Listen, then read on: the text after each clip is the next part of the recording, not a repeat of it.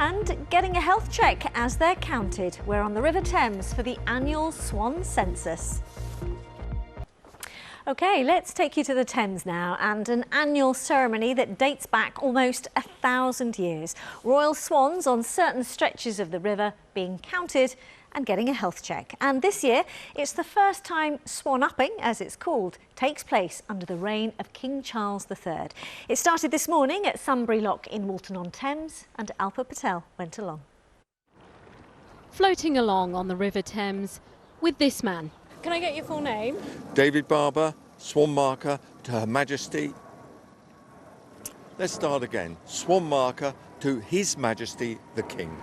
David has spent 30 years doing the job, and he takes it rather seriously.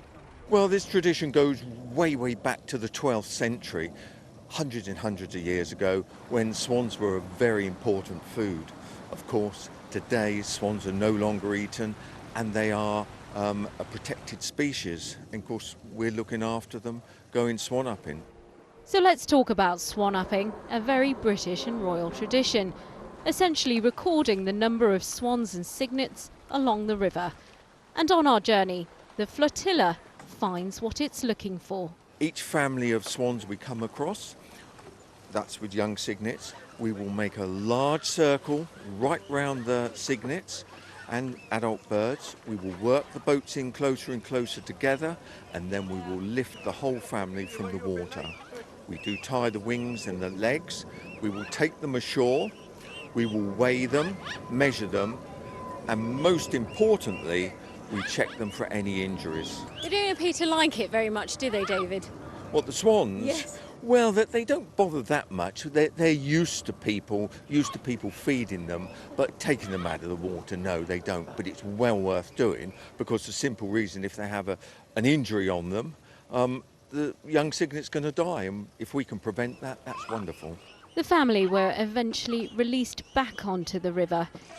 It has been a challenging year for swans because of avian flu, which has resulted in the loss of hundreds of swans on the River Thames alone.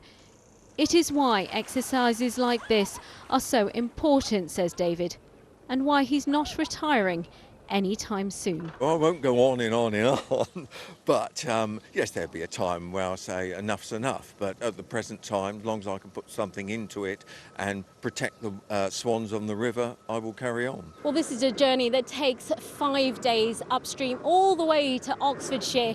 Swanupping is about conservation and protecting swans here on the River Thames.